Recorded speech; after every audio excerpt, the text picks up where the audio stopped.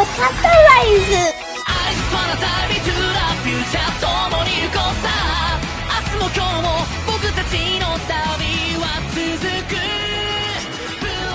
Hello everyone, and welcome to AppliEpisode 24 of LostinTranslationmon. I'm May. And I'm Jay. And this time we watched Colossal Cometmon Strike, Open the Door, Dantemon. What did you like in this episode? So, I guess this episode really came down to two things. There's Dantemon showing up, I guess there's three things. Dantemon shows up, he fights Cometmon, and then he opens the door and kind of dies. It's all one sequence. Yeah. I think that the time it took for him to show up was like 10 minutes of just them staring at the what's it called? Door. The tablet. Oh yeah. And saying, "Oh, we don't know what's going on now." And I think that sequence of like, "Yeah, he's coming now. It's really cute and it's fun." And then he never actually showed up, and they're waiting, and they all look surprised. Like that was funny. And they have no idea how to activate the tablet. They want to try different things. Like, oh, do we just ask really nicely? And they're sort of just coming up with different ways. Like, and We have to flip them all over. And Document's like, I'm gonna punch them. Yeah, and they had a good little sequence where Hackman just takes it off him before he can do that. And that was fun, but really I think this was a long sequence that didn't need to be. Oh yeah, the first 11 minutes were very sort of, I don't know, they feel like they were just standing there for a long time until anything actually happened. You're waiting for Myanmar to be like, yoink! Yeah, I'm like, well, I was waiting the whole time, like, okay, who's going to show up and steal the tablet? Because this is taking far too long, and no one did, which I'm thankful for, because that would have been annoying. So then there's the fight itself, the primary fight, which was, it began with basically every server in Japan was all boned up, just because Cometmon's blasting through all these planets in the web. And I kind of like that, because it shows what's at stakes, and in previous Digimon seasons we've had, the real world and the Digimon world are basically going to be destroyed. Yeah. And in Appmon, we know what's going to be destroyed. Basically the internet's going to go down and we're going to all lose 3G. It's really rough, though. Yeah. And so Cometmon, the thing is, Cometmon is never established as a Leviathan guy. You just kind of get that as an implication. He kind of just was there. He kind of was just like an inconvenience sort of, he just so happens to be crushing towards the Earth. To the deep web. And he's just kind of there. It's just bad timing, really. It could have happened yesterday. It could have happened 3 years ago. Could have happened to anybody. It just sort of happened now. And then Dantemon shows up, finally, because, they hoped hard enough, the power of friendship, etc. And at that stage, Dantemon was cool in his appearance. He goes to fight Cometmon and gets eaten immediately, which was quite funny. Haru's face is the best part of the episode. And he's like, yeah, oh no. Yeah, the sort of it was like a comedic beat almost when, Dantemon gets eaten and Haru just kind of what? I love that part. And then, obviously, Dantemon doesn't die. He lasers up Cometmon from the inside, who just dies horribly. Yeah, it's pretty graphic death. I mean, we don't see any blood or anything because he's, an app. Then there's 5 minutes of Dantemon being like, I will take you to the deep web. And everyone going, you're the coolest, Dantemon. You're definitely the best and the strongest. You are forgetting the best thing ever. What? Dantemon starts singing. Oh, yeah, he's singing because I thought that they were going to reveal there's some kind of problem with Dantemon. And he's always talking in third person, and he never seems to be quite responding to what it is they're saying. Yep. So I can't really work out if they were going for anything there. It just, apparently not. Apparently that's just what he does. Everyone else took it normally, and then that was sort of the end of his tiny story arc. You know what he reminds me of? And I think I've mentioned this a few times on the podcast before. What? In Spy Kids 3, when that movie I never saw. They meet, they go into the game, and then they were like, okay, we have to meet the guy. And they're talking, how cool it'd be when we meet the guy. And the guy shows up. And that was the Hobbit, wasn't it? Oh, well, yeah, he was... Yeah, I was about to say, no, he was quite large. No, he was played by the Hobbit. Yeah, Frodo, yeah. He was played by Ewan McGregor? No. It has a name like that. It's not Ewan McGregor. Okay, it's the actor who's not Ewan McGregor, okay? Okay, that's not even close. Anyway, it's the first actor that came to my mind. Obi-Wan Kenobi, Ewan McGregor. Yeah, Ewan McGregor. Clearly. For some reason he reminds me of a sheep, and I don't know why. Anyway, so the guy's there. And then say, okay, we're going to meet the guy. I think it was the same sort of thing. He's going to open the door. We're going to get through. We're going to get to the final boss. We're going to save everything. We're going to escape from this game. then the guy dies immediately. Yeah. Like, he gets one hit, and it just reminds me of that, and I'm pretty sure I've mentioned that a lot of times. I said in the middle of the episode, well, while we're watching, I go, they're really building up how devastating it's going to be when he just instantly dies, huh? Oh, yeah, definitely. So, Dantemon opens the door, and then immediately kind of dies, and gets frozen into stone or something. Yeah, but it's in a cool way. Like, you could not have predicted the way he dies. And he was not still exactly. useful. Like, I was going to be so mad if he dies and the door shuts. Dantemon, the best doorstop app that ever existed. Yeah, he's the door. He's clearly the doorstop app. Still want to know what actually the app he is. I think it might just be digital security in general. Well, if you combine all the apps that he's made out of, it makes no sense. Oh yeah, weather, recycle, copy, and roleplay. What do you got? Yep. I don't know. I just feel like he might just be... I think you mentioned it when we were watching the show, but it's administration or something. Yeah, it could be. But even then, like, weather doesn't make any sense. Yeah. So, yeah, that's pretty much what happened in the episode. Then the kids are going to go to Deep Web on their own. Mm. And it was fine, honestly. It was a 10-minute sequence stretched over 20 minutes. And that's the problem with it, I guess. So I guess on to negatives then. It was a 10-minute sequence stretched over 20 minutes. It felt long in the way that it was very stretched. It could have been a much shorter episode. It could have been part of an episode. Like, I want to talk from a writing perspective in that I have a tiny bit of amateur writing experience.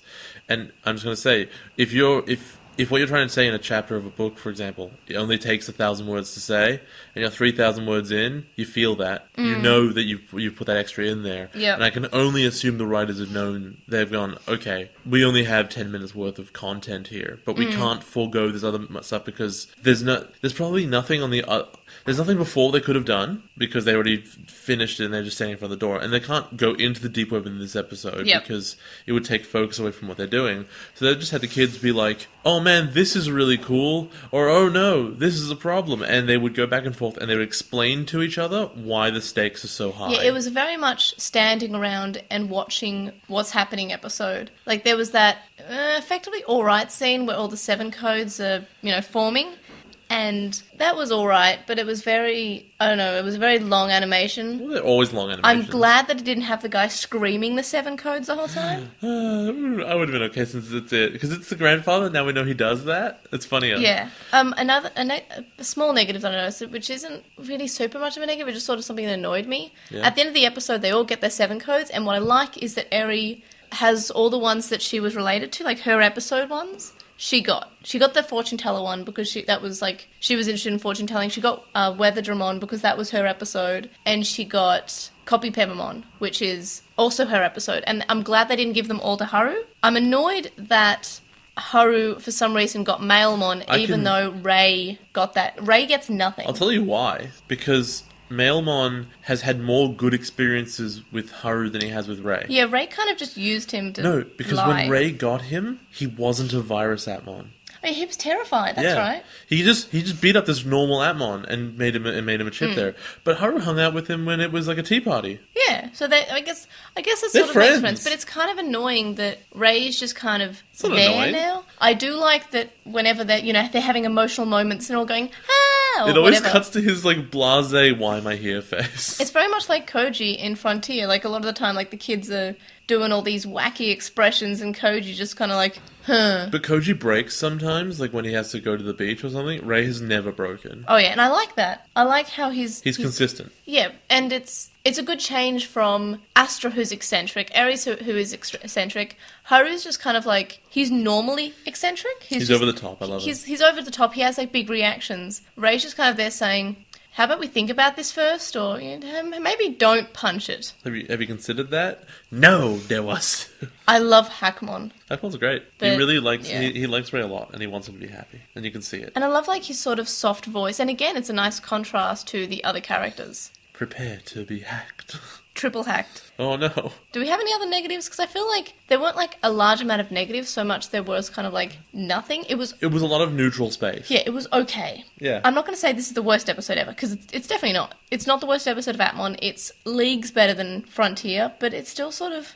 It's okay. Look, it's a watered-down drink, okay? Yeah. You probably liked the drink just fine, but if it didn't have that water in it, it would have been better. Like, in 28 episodes' time, we just finished watching AppliEpisode, Atmon episode 52, and we're about to do our big discussion on the whole Appmon as a series. We're not even going to talk about this episode. This episode, if we mention the ranking at all, we won't mention any of the episodes in the middle because there'll be 52 episodes. We'll mention the top few and we'll mention the bottom few.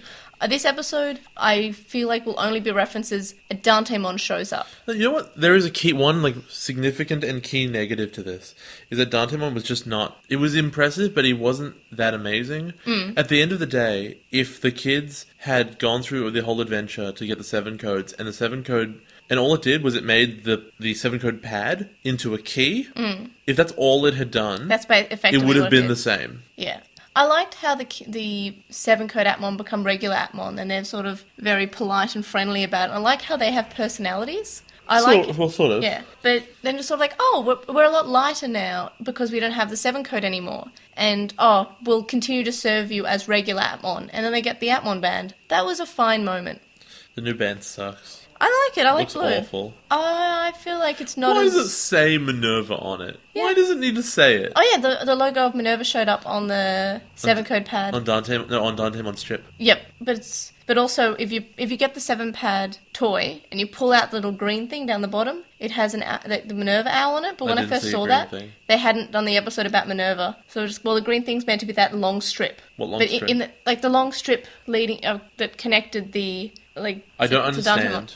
It was there in the it's there on the toy, and it has Minerva on it, but I didn't realise that it was Minerva when I got it because we hadn't seen the Wait, how Minerva long episode. Did you pre-order it? Well, I pre-ordered ages ago. So they were like, this is the thing that's showing up in the show and 2 months from now. It came out, I believe it came out in November, the thing, so I was kind of like, that's interesting. I don't know what the owl's for. Was that before Appmon started? Appmon started in late October. So it was just as it started. They released all the toys. Imagine if Adventure hadn't finished yet and they're like, look, here's a D3. No, it's not like that. It is exactly like that. The 7 code pad, we saw that in episode 3. Yeah, but I'm talking about... It came out roughly as... I'm talking about the blue watches. Oh, the blue watches just came out, no. Oh, I thought that's what you were talking about. No, sorry, I was talking about the green strip with Minerva on it. Oh, I don't know. That comes out of the 7 code pad. Oh, that thing. Yeah. Oh, I get it now. The 7 code pad is where the 7 code chips go. Right. Okay, I got it. Yeah, so, yeah. That's it. Why do I even have favourite characters of discussion It's point? Haru every time. It's always Haru. And, sometimes it's Gatchmon. I liked well, I guess we should just change it to character moments. Because we kind of always say, Haru's a character. He's the best. For character moments, I really enjoyed when Eri thinks she's going to die, so she hugs Dokomon, and Dokomon's like, I'm just glad I was able to become Eri's partner. No, I have no regrets. Yeah. An anti-character moment is when they're about to die, and Astra's like, am I bothered by this? No, not as long as I keep on dancing. Yeah, that was strange. What was that? I don't know, but I love this goofball. And then 3 seconds later, he's like, I'm going to die. That sucks. I'm unhappy now. I love how he keeps on doing his catchphrase, and everyone just ignores him. Please go away. I can't believe that this went from something that really annoyed me to something I always just laugh at every time because he mixes it up. You know what it is? Yeah?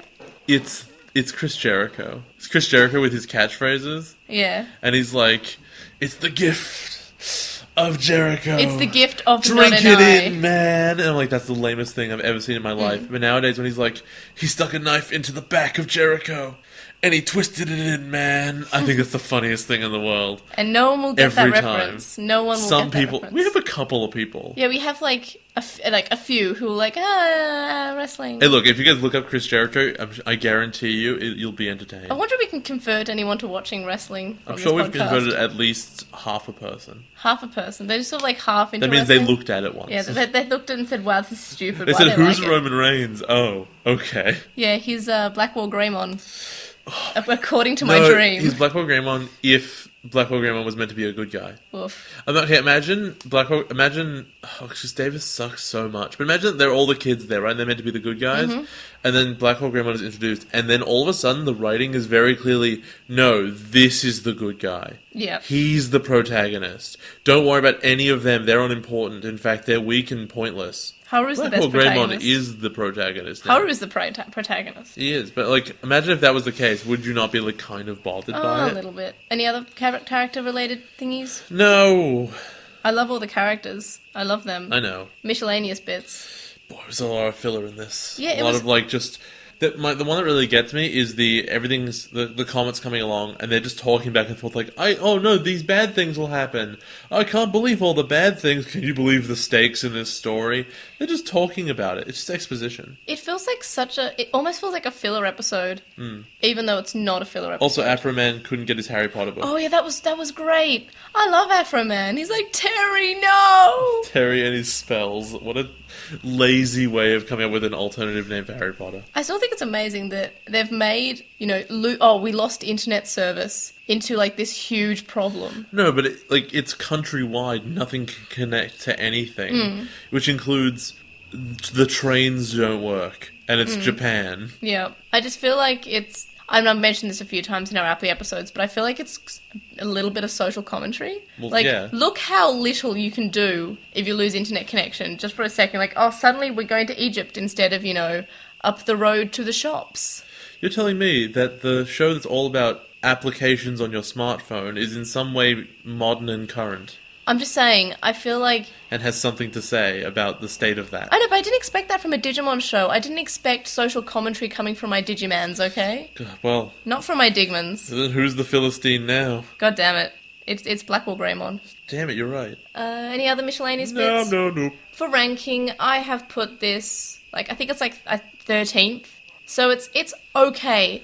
It is under the Roleplaymon episode, which, remember, was, our top... It was our second... best episode for a long time, and now it's quite it's in the middle, which is surprising because that was the best episode for a long time. It was the third best under Pororimon's episode, but I did like this episode more than... I have put it in the wrong spot here. Whatever. I liked it. I fixed it in my online Apply ranking, just not my Evernote Apply ranking. So I put it above the Ray and Hackmon the meeting on the day episode. Because while the last bit with Dzipmon was really good, the first half was very... Oh no, it felt almost unnecessary because it was, remember when we did that thing? Yeah, remember when they did that thing? And, I don't know, it was just okay. It's like this one, but more egregious.